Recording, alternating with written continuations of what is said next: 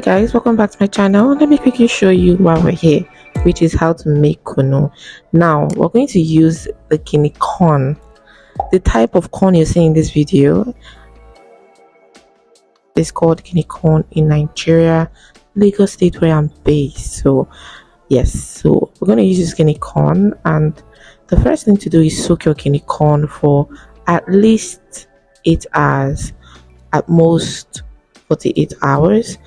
The ingredients we need here is, again, your guinea corn. I used the white one here, and you need ginger, you would need your cloves, and you would need sweet potatoes. Now your cloves, this is how a clove look like. Just in case you go to the market, show them this and they would give you cloves, dried cloves. Now again, sweet potatoes, like I'm showing you here, is one thing you're going to use or need. And then you would also need ginger, a very tiny ginger, and cloves. Sugar is optional. If you want to go with sugar, fine. If you don't want to, that's okay.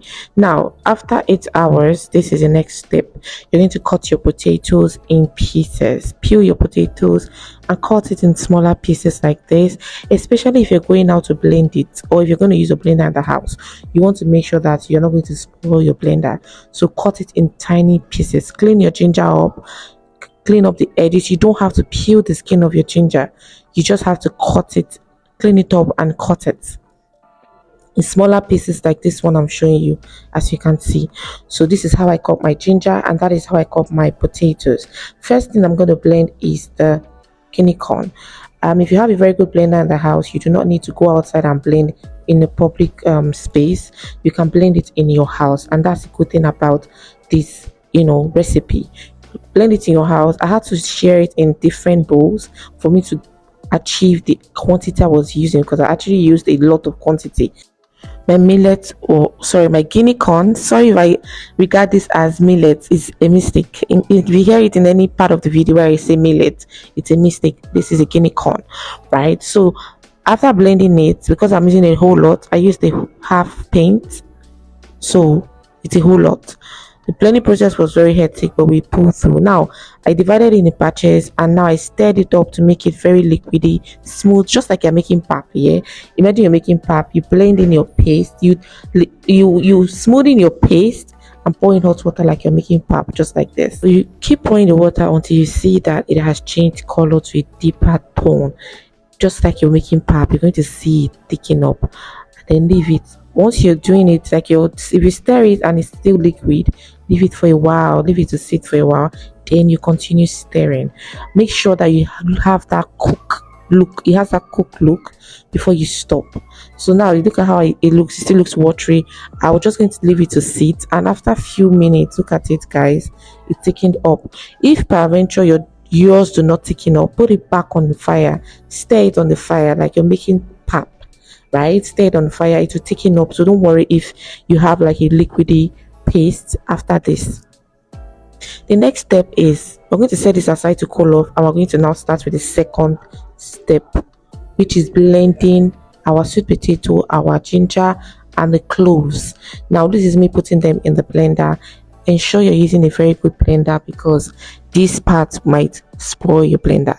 So this is me adding the cloves. After I put in the cloves, I'm going to add a bit of water. Please make sure you wash your cloves to avoid germs or dirt, because it's dried, so it tends to get dirty. So add a bit of water, and then you can now start blending. Blend this to a very, very smooth paste, and this is what your paste is going to look like at the end of the day. Right now, set this aside, and now go back to your guinea corn that you left to cool off, right? So you're going to come back after 1 hour. When you're sure it's cold, then you're going to pour in that mixture of potatoes, ginger, and other things you blended. Once that is set into your guinea corn, going to stir it all together. You can see it's already giving that kunu look.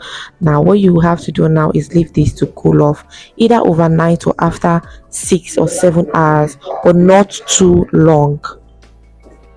So as you can see, this is 6 hours later, and it's time to sieve the kunu. This is what the consistency is going to look like. Don't be scared if you see that it's getting too liquidy. Do not be scared. Let's just get into how to sieve for our kunu. Now bring out your sieve. I don't know the name of this cloth. I'll find out and put it in the comments. But if you want to know the name of the cloth I used, let me know in the comment. If you don't have this big cloth, you can use this small I don't know what it's called, sack. You can use that instead. Now you're going to now sieve your kunu, which is the typical way. Pour in the liquid. I always prefer to use my hand because it gets most of what I need. Now this is what your shaft is going to look like. You're going to throw this away, by the way. And we have our kunu ready. Add your sugar if you care to. If you don't want sugar involved in your kunu, don't bother, you can skip this part. And yeah, all I have to do is put them in my ragulis bottle to store them, or rather an empty can, plastic, so I can put this in the freezer, because I always use this for a whole week and I take one every day because I use this to help my breast milk production. So that is basically how I make my kunu, very easily at the comfort of my home. Very easy, very easy. So if you like this step, let me know. If you know you haven't subscribed to my channel, please subscribe to my channel. I'm sure this has given you one value, that's passed the value to you, that's passed the knowledge to you. So please subscribe to my channel. Thank you. See you in my next video. Bye.